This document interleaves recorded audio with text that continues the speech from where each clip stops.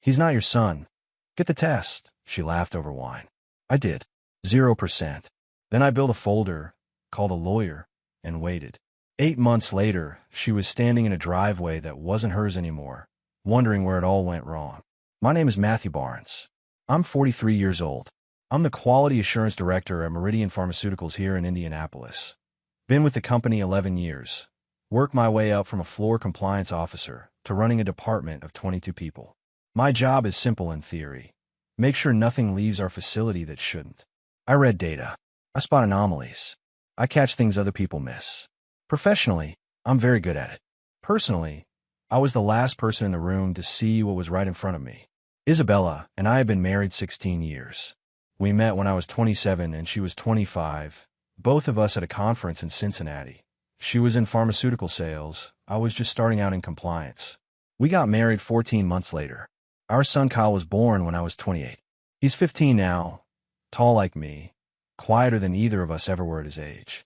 For the last 2 years, Isabella had been working directly under Conrad Vane, Executive Vice President at Aldern Health Solutions, one of our biggest distribution partners. Conrad was the kind of man who had an opinion about wine vintages and made sure you knew it. 47 years old, silver at the temples, the type who laughed a little too loud at his own jokes.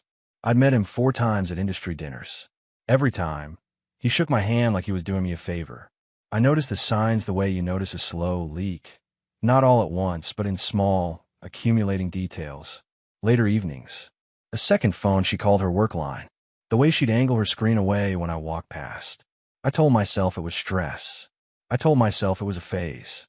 I told myself a lot of things that kept me comfortable and kept me blind.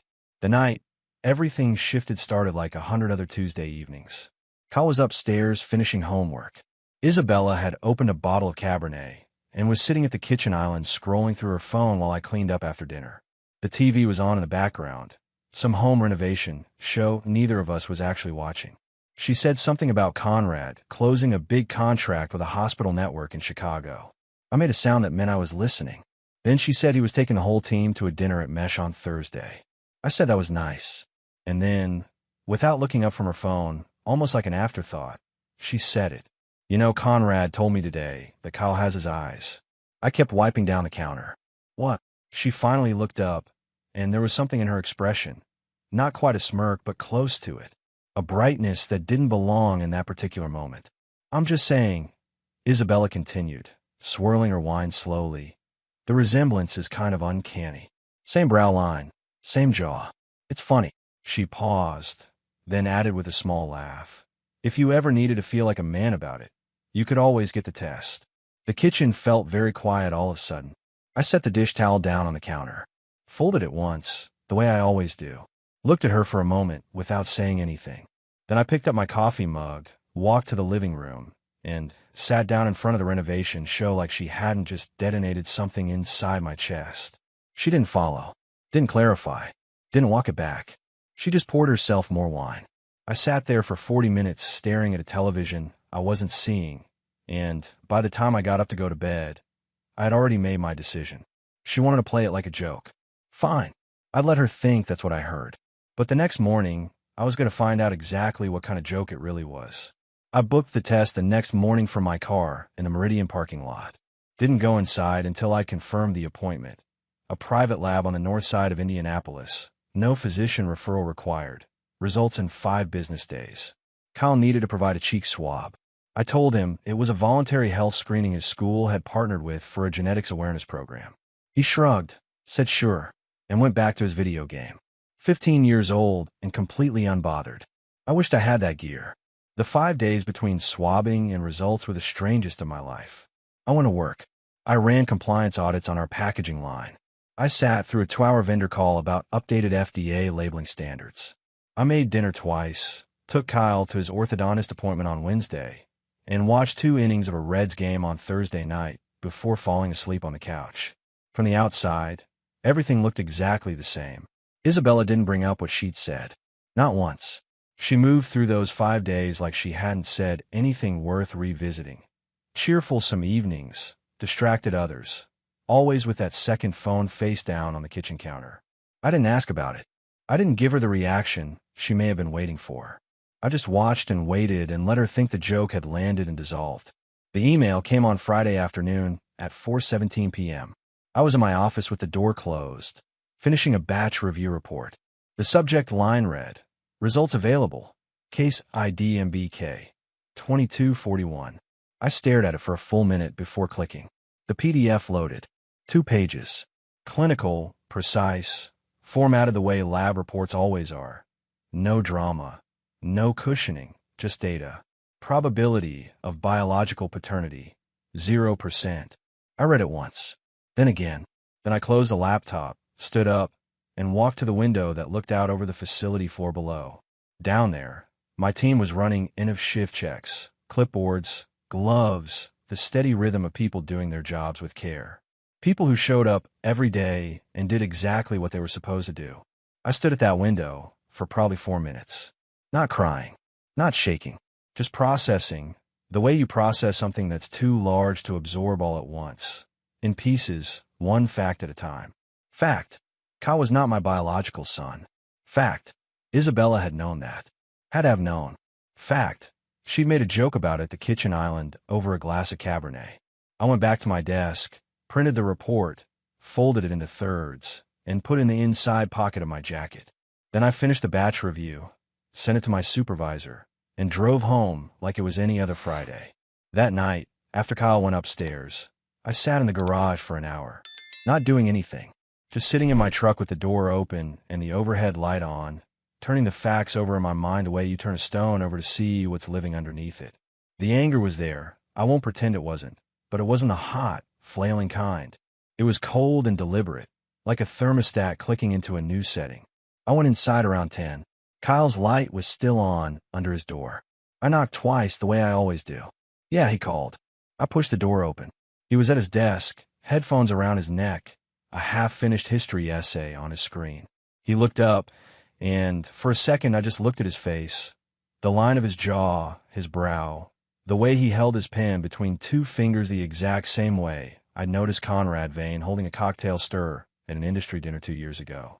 I had cataloged that detail without knowing why. Now I knew why. "You good?" Kyle asked. "Yeah," I said. "Just checking in. Don't stay up past midnight." He nodded and put his headphones back on. I pulled the door almost closed and stood in the hallway for a moment with my hand still on the doorknob. He had no idea, and I was going to make sure that whatever came next, I handled it in a way that protected him from the worst of it. That wasn't sentimentality. That was a decision. A firm one. I went to our bedroom. Isabella was already asleep, or pretending to be, which she'd gotten very good at. I changed, set my alarm, and lay in the dark staring at the ceiling. By the time I closed my eyes, I had the outline of plan. It wasn't complete, but the foundation was there. Tomorrow I'd call a lawyer. Monday I'd find a private investigator. And between now and whenever this thing reached its conclusion, Isabella was going to see exactly the same husband she'd always seen. Steady, quiet, present, right up until the moment she didn't. Raymond Sloan's office was on the 14th floor of a building downtown on Illinois Street, the kind of office that doesn't advertise itself loudly, but speaks clearly to anyone paying attention. No flashy reception area, no motivational posters, just solid furniture, organized shelves, and a man behind the desk who looked like he'd seen every version of the conversation we were about to have. I called Monday morning for my truck before work. His assistant gave me a Thursday slot. I took it. That same Monday night, I called my father. Roy Barnes was 71 years old and still lived in the house where I grew up, a 2-bedroom ranch outside Terre Haute, 45 minutes south of Indianapolis. He'd been Army infantry, 2 tours in Vietnam, the kind of man who fixed things himself and never spent more words than the situation required. After my mother passed 9 years ago, he'd settled into a quiet life of woodworking, a weekly poker game with the same 4 men he'd known for 30 years, and occasional Sunday dinners at my place that he always claimed weren't necessary, but never once missed. I drove out there instead of calling. It felt like the kind of conversation that deserved to happen in person. He was in the garage when I pulled up, sanding the edge of a cabinet door. He took one look at my face when I got out of the truck and set the sandpaper down without being asked. We sat at his kitchen table with coffee he made too strong, the way he always did, and I told him everything. The joke at the kitchen island. The test. The result. The zero. I laid it out in order, plainly, the way I would present a compliance finding at work. Here are the facts, here's what they mean, here's where we go from here. He listened without interrupting. When I finished, he was quiet for a long moment, both hands wrapped around his mug. Then he said, "Same thing happened to me. 1974. I looked at him. Your mother," he said, and then stopped, seemed to weigh something, and continued. "Before you, there was another man. She told me when you were about 3. Said she'd been carrying it long enough." He paused. "That one wasn't yours to carry. And this one isn't Kyle's." The kitchen was very still. "What did you do?" I asked. He looked at his coffee. "I made the wrong call. I buried it. Told myself it was for the family." He met my eyes. Spent the next 20 years wondering what would have happened if I'd handled it right instead of just handled it quietly. "Don't make my mistake, Matthew. Get a lawyer. Get your paperwork in order. And don't say a word to her until you're ready." I drove back to Indianapolis with the window down, even though it was only 50 degrees. I needed the air. Thursday with Raymond Sloan lasted 90 minutes. I brought the lab report, a printed summary of the timeline I'd reconstructed, and a copy of our prenuptial agreement, which Isabella had once called overly cautious and then signed anyway. Sloan read everything without comment, made 3 notes on a legal pad, and looked up. "The paternity clause in your prenup is solid," he said. "Misrepresentation of biological parentage triggers asset reversion. That's meaningful." He leaned back. "My recommendation is that you don't confront her yet. Let me connect you with an investigator first. Evidence gathered before confrontation is worth 10 times more than evidence gathered after." "Already planning on it," I told him. He almost smiled. "Good. Then we're starting in the right place." Dale Morrow came recommended by Sloan, a former police investigator who now ran a small private practice and specialized in what he called digital pattern analysis. We met for coffee the following Tuesday. He was a quiet man, methodical, the kind of person who listened more than he spoke. I explained what I needed: travel records, hotel logs, calendar cross-referencing, financial trails. Anything that connected Isabella to Conrad Vane during the window surrounding Kyle's conception. Dale nodded slowly. "Give me 2 weeks," he said. "I'll give you a picture." In the meantime, I went home every evening and was exactly the husband I'd always been. I asked about Isabella's day. I made sure Kyle had everything he needed for school. On Saturday, I grilled steaks in the backyard while Kyle shot hoops in the driveway, and Isabella sat on the porch reading something on her tablet. And from the outside, it looked like an ordinary family having an ordinary weekend. It was the furthest thing from ordinary I had ever experienced. But that was fine. I wasn't ordinary anymore either. The folder Dale Morrow sent over arrived as a secure link on a Thursday evening, 2 weeks and 1 day after our coffee meeting. I opened it in my home office with the door locked and Kyle's music thumping faintly through the ceiling above me. 41 pages. I went through it slowly, the way I go through compliance documentation, methodically, one item at a time, not letting the weight of any single page pull me under before I'd finished the rest. The first section was travel records. Isabella had taken 11 overnight trips in the 2-year period Dale flagged as relevant. 7 of them were listed on her work calendar as client visits or regional conferences. Dale had cross-referenced the hotel logs. Conrad Vane's corporate card had been charged at the same properties on 6 of those 7 trips. Adjacent rooms in 3 cases. The same room in 2. I set that page aside and kept reading. The second section was financial. Isabella had a personal credit card I knew about, but rarely reviewed. She handled her own spending, and I'd never had reason to question it. Dale had flagged 17 charges over 18 months at restaurants, hotels, and a boutique travel agency in Carmel.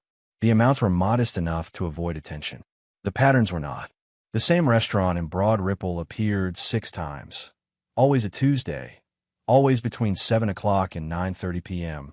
Always on evenings when Isabella had told me she was working late. I knew that restaurant. We'd been there once for our anniversary, years ago. She'd said the pasta was only average. The third section was the one that stopped me cold. Dale had obtained, through channels he described only as available to licensed investigators, a partial log of Conrad Vane's corporate calendar for a 14-month window. Overlaid against Isabella's documented travel, the alignment was precise enough to be surgical. Every trip she'd taken that I couldn't independently verify corresponded with a gap in his calendar, marked simply as off-site. Then there was the photograph. Dale had included it with a note that read, "Taken by motion-activated security camera at Broadmoor Inn, Bloomington, February 14th. Isabella Barnes identified by driver's license photo comparison." It was a lobby shot, slightly grainy. Isabella and Conrad walking toward the elevator. Her hand on his forearm. His head tilted toward hers, saying something close.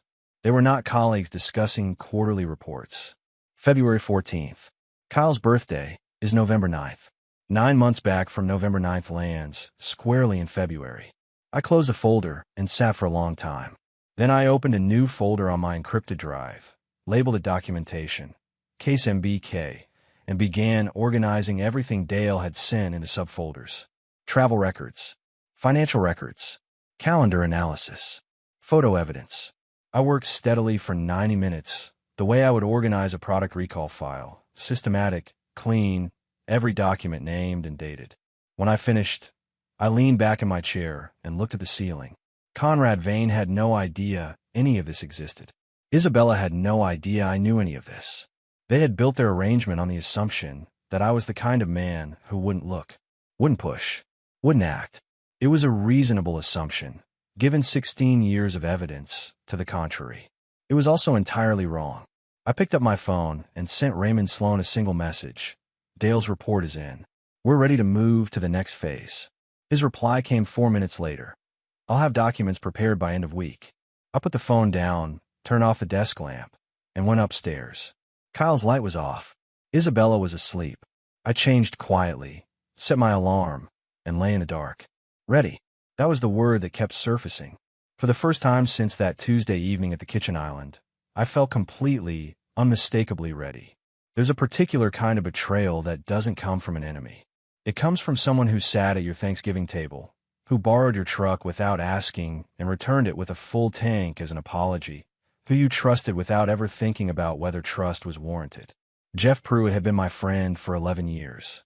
We'd met at a pharmaceutical industry conference in Louisville. He was in regional sales.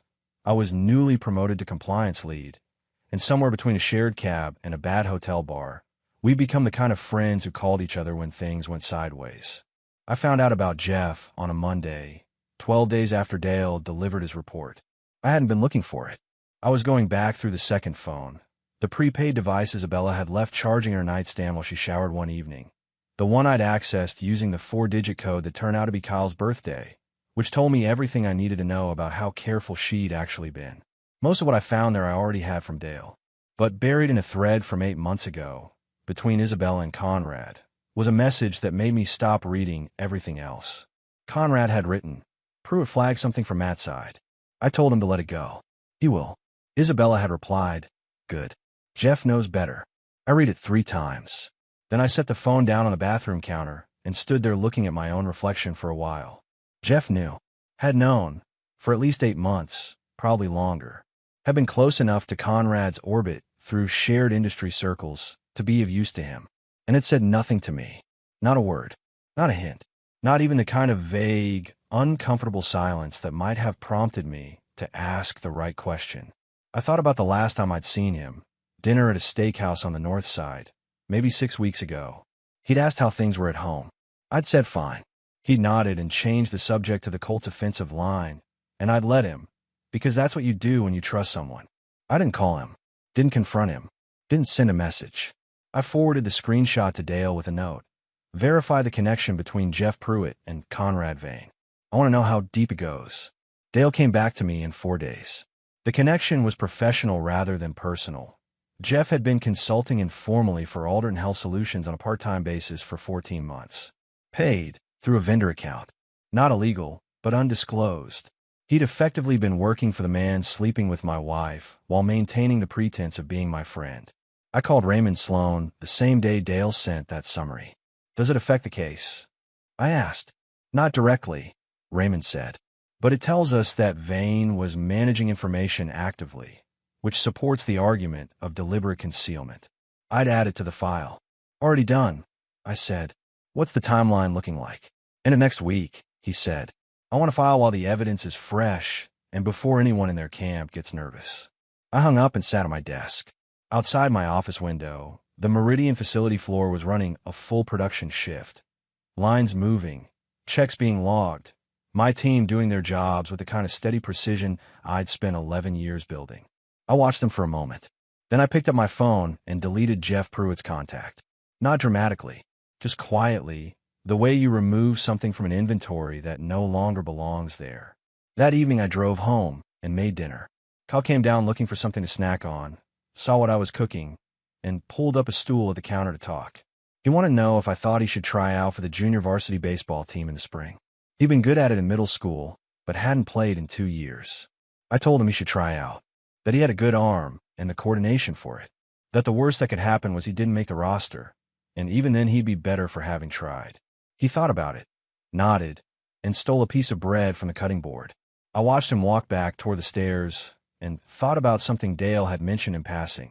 That years ago, when Kyle had been cut from a rec league team at 9 years old for being too small, a man from the league had quietly called the coach and advocated for giving him another chance. That man, according to the league records Dale had pulled while backgrounding Conrad Vane, was Conrad himself. He had been watching Kyle from a distance for years, doing small things, invisible things, knowing full well whose son Kyle actually was. I turned back to the stove and kept cooking.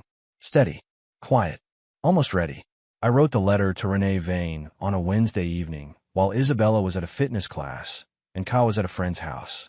I sat at my desk in the home office, door closed, and drafted it 3 times before I was satisfied.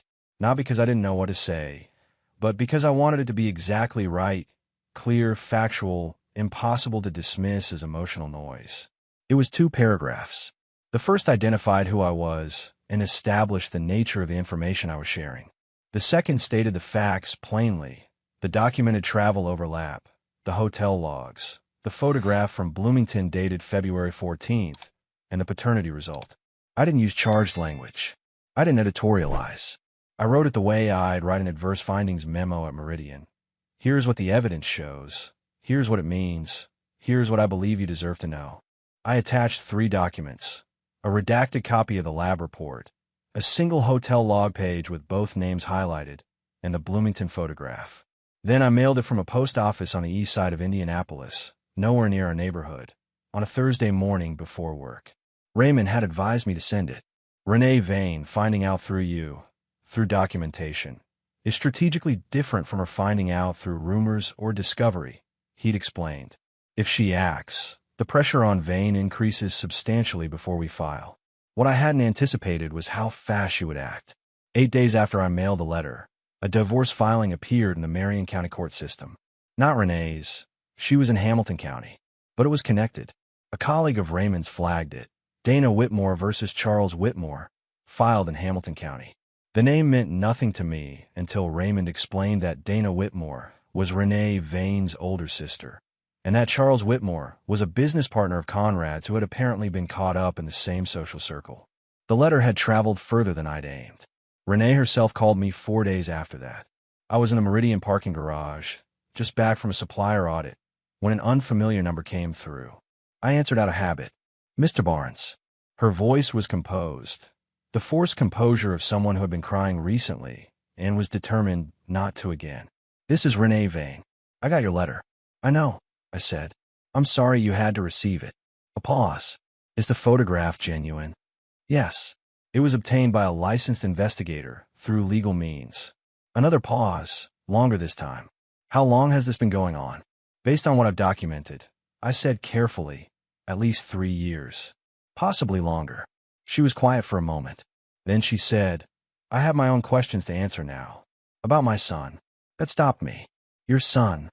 Trevor is 14, she said. And I'm looking at a photograph on my own phone right now, from a family barbecue 2 summers ago. And I'm asking myself questions I don't want to ask. I didn't say anything to that. There was nothing useful to say. Thank you for telling me, Renee said finally. I know it wasn't easy. It was the right thing, I said. She ended the call.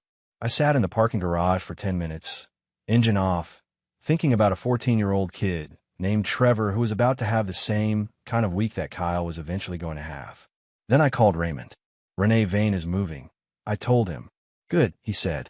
Then it's time we move too. I'm filing Friday.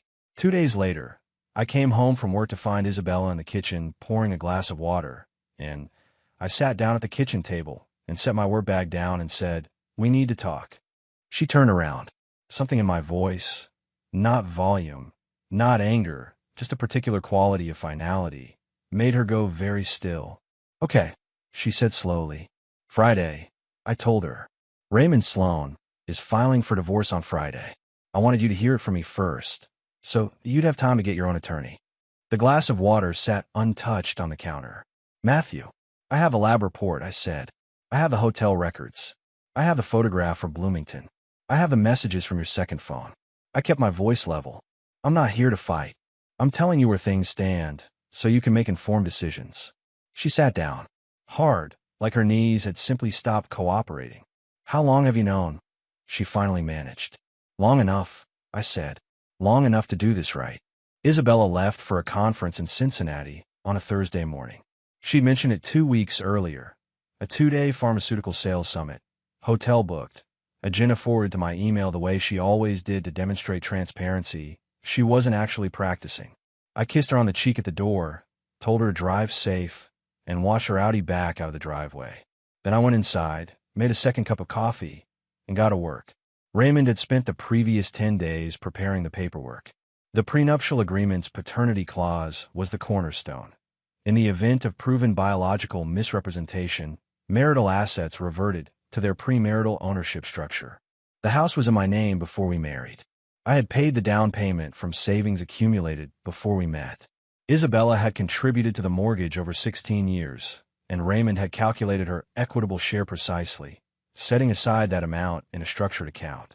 Everything else, the house itself, the investment accounts in my name, the retirement funds, was documented, organized, and legally repositioned. The deed transfer finalized at 9:47 a.m. through Raymond's office while I sat in my kitchen with my laptop open. I watched the confirmation come through, then closed the computer and moved to the next item. The joint checking account was separated by noon. I transferred Isabella's half. Raymond had calculated it to the dollar, into a new account in her name only, with a letter from his office explaining the action and its legal basis. Clean, documented, unimpeachable. By 2 in the afternoon, I had changed the alarm code, revoked Isabella's access to the shared cloud storage where we kept tax documents and household records, and transferred Kyle's school portal login to my email exclusively. I was locking the door to Isabella's home office, a converted bedroom she used for work calls and filing, full of binders and sticky notes and a motivational quote calendar she updated faithfully when my phone rang. Unknown number, Cincinnati area code. I answered. "Matthew Barnes." The voice was male, tightly controlled, the kind of control that comes right before something breaks loose. "Speaking," I said. "This is Conrad Vane." A pause that carried the weight of a man who had just realized how badly he'd underestimated someone. "I've been served with divorce papers this morning. My attorney found your attorney's name on a related filing. I think you owe me an explanation." I leaned against the hallway wall. Kyle was at school. The house was very quiet. "I don't owe you anything, Conrad," I said, "but I'll give you one sentence anyway. You thought this was going to stay quiet because you decided I was the kind of man who lets things go. You were wrong about that. You sent a letter to my wife." "I sent your wife the truth," I said. "She deserved it. Same as I deserved it." A long silence. "You have no idea what you started." "Actually," I said, "I have a very precise idea. My attorney filed for divorce this morning. The paternity clause in our prenuptial agreement has been invoked. The asset documentation is complete. Your corporate travel records and hotel logs are part of a file that is now in the hands of my legal counsel. And your wife, who called me personally, which I thought showed real character, is moving forward with her own attorney." I kept my voice completely even. "So I'd say I have a reasonably accurate picture of what I've started. The question is whether you understand what you're in the middle of." Another silence. Longer. "Why is your divorce lawyer sitting in my wife's attorney's office right now?" he demanded. "I just got a call from Renee's counsel." "Because your wife retained good legal representation quickly," I said, "which tells me she's smarter than you gave her credit for. Goodbye, Conrad." I ended the call, stood in the hallway for a moment. Then I straightened up, walked to the kitchen, and started pulling things out of the refrigerator to make Kyle's after-school snack. He got home at 3:45, dropped his backpack at the door, came to the kitchen, and sat at the counter the way he always did, reaching for the plate I'd set out without being asked. He ate for a minute, then looked around. Something small but perceptible had shifted in the house, the way a room feels different when furniture has been moved, even if you can't immediately identify what changed. "Mom's in Cincinnati," he asked. "She is," I said. He nodded, ate another bite. "Then, Dad, I need to tell you something." The way he said it, the particular gravity of it, made me set down what I was doing and turn to face him fully. Cole put his fork down. He was looking at the counter, not at me, and his jaw was set in that way he had when he was working up to something uncomfortable. "I saw Mom," he said. "With him. With her boss. About a year and a half ago." He finally looked up. "You were out of town for a compliance audit. She said she had a work dinner. I forgot my gym bag at school, and she drove me back to get it. And we stopped at this restaurant on the way, and she said she just needed to drop something off." He stopped. He was there. They didn't see me right away. The way they were talking, the way she touched his arm. He stopped again. I knew it wasn't a work thing. I didn't know what to do, so I didn't do anything. And then every time I thought about saying something, I kept thinking about what it would do to everything. He looked like he'd been carrying something very heavy for a very long time, and had finally set it down in the middle of the kitchen. I crossed the room, pulled a stool next to his, and sat down beside him. "You're not in trouble," I said. "Not even close. You were a 14-year-old kid in an impossible situation. There's nothing you should have done differently. I should have told you. Maybe," I said. "But you were protecting your family the best way you knew how. That's not a failing. That's what people do when they love someone." I put my hand on his shoulder. "I've got it from here. All of it. That's my job, not yours." He was quiet for a moment. Then he nodded, a slow, deliberate nod, the kind that means something has been absorbed rather than just heard. "Okay," he said. "Okay," I said back. We sat there for another minute. Then he picked his fork back up and finished eating, and I got up and finished making dinner, and neither of us said anything else about it. We didn't need to. The hearing was scheduled for a Tuesday morning in Marion County Family Court. Raymond had been thorough.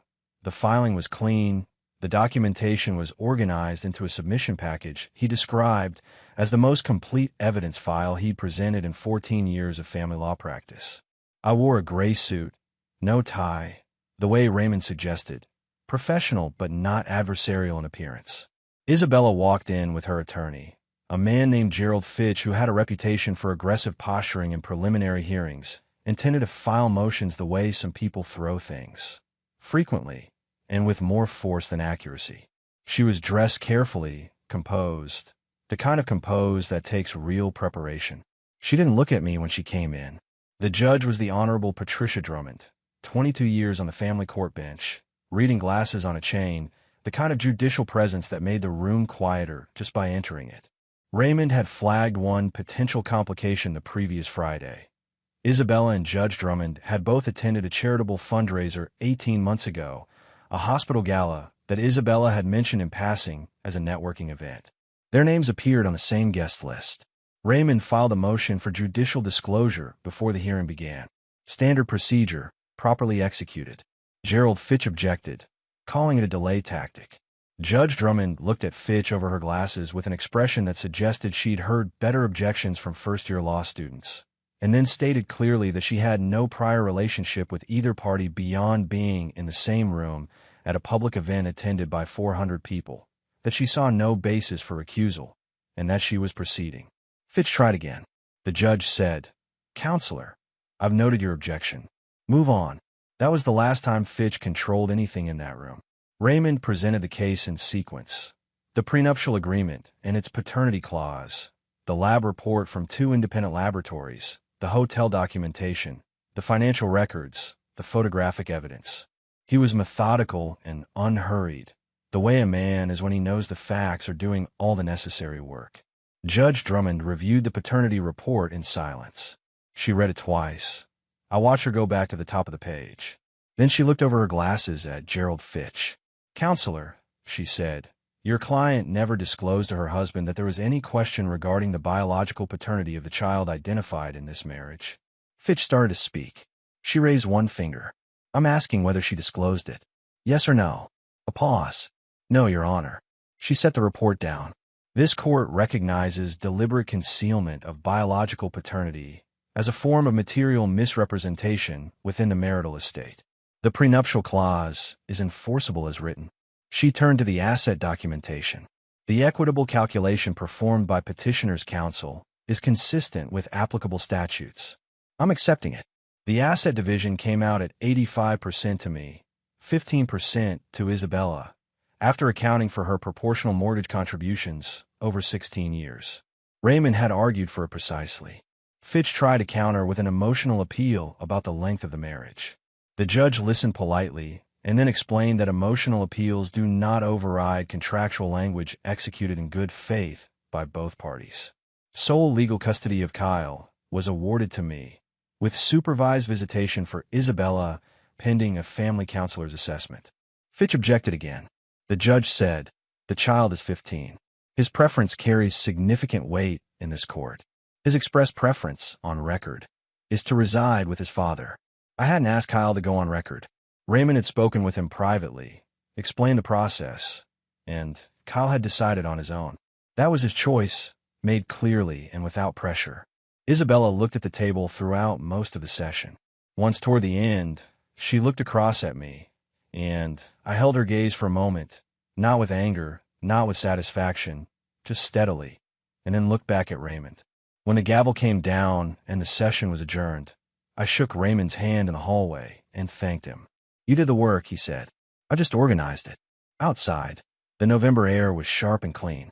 I stood on the courthouse steps for a moment, watching traffic move on Illinois Street below. Then I walked to my car, drove back to Meridian, and spent the afternoon running a documentation audit on our newest production line. Steady work, the kind that holds. The morning Conrad Vane walked into his own ambush, I was in my office at Meridian reviewing a quarterly compliance summary that had nothing to do with him. I'd built it that way deliberately. Every hour of that week had its own purpose, its own work, its own forward motion.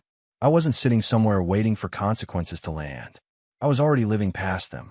Raymond called me at 10:23 a.m. "It happened," he said. "Alderton's board convened at 9. Conrad was called in at 9:30. He's still in there." I already knew the broad shape of what was happening inside that conference room, because Raymond had helped engineer it. 2 weeks earlier, Renee Vane's attorney had filed a discovery motion that required Alderton Health Solutions to produce Conrad's corporate travel records as part of the divorce proceedings. Standard procedure. The records came back exactly as Dale's investigation had mapped them. 11 trips with matching hotel logs, 6 of them overlapping with Isabella's documented travel on Alderton's vendor account. Alderton's general counsel had gotten a copy of the same filing. Corporations don't like learning that their executives have been using company resources to fund a parallel life. They like it even less when it shows up in a public court record. What Conrad hadn't anticipated, what neither he nor Isabella had apparently considered, was that Renee had been talking. Not publicly, not recklessly, but to the right people. Her sister's husband sat on Alderton's audit committee. The information had moved through exactly the channels that information moves through when the right people know the right things. Raymond called again at 11:47. "He resigned," he said, "effective immediately." They gave him the standard separation, 2 weeks' pay, reference letter that says almost nothing, escort to clear his office. I leaned back in my chair. How'd he take it? His assistant told the receptionist he barely spoke. Raymond said, "Packed 1 box. Left the awards on the wall." I thanked Raymond and ended the call. Sat for a moment. Outside my window, the Meridian floor was running a full shift, same as always, steady, precise, doing exactly what it was supposed to do. I watched it for a minute, the way I sometimes did when I needed to ground myself in something real and functional. Then I went back to the compliance summary. That evening, Isabella called. She was staying at her sister's in Carmel. She'd moved out the week after the hearing, taking what the court had designated as hers, which was considerably less than she'd imagined. She tried once to load the SUV with items not on the approved list. I'd come out to the driveway and said calmly, "Raymond has the inventory. Those items aren't on it." She put them back without further argument. Now she called because Conrad had called her, because the walls had closed in from 2 directions at once, and she'd run out of places to redirect the pressure. "He lost his job," she said. The tone wasn't grief exactly. It was the particular flatness of someone watching a structure they'd built very carefully come apart in a way they couldn't stop. I know, I said. Did you do that? I documented the truth, I said. Other people made their own decisions with it. That's how accountability works, Isabella. It doesn't require me to do very much once the evidence is in the right hands. A silence. Then, is Kyle okay? It was the first time in a long while that the question felt genuine rather than strategic. He's doing well, I said. He signed up for baseball tryouts. He's been working on his arm. Another silence. Tell him I called. He knows where to find you, I said. That's his call to make.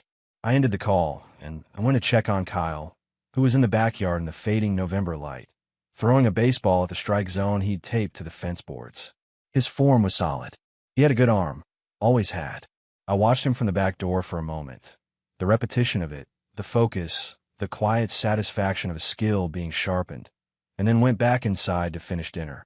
Some things, you just had to let run their course.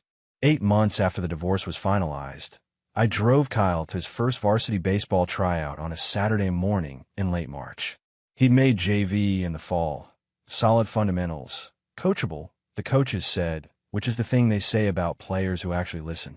Now he was pushing for varsity as a sophomore, which was ambitious, and I told him so, and he'd said he'd rather try and fail than not try at all.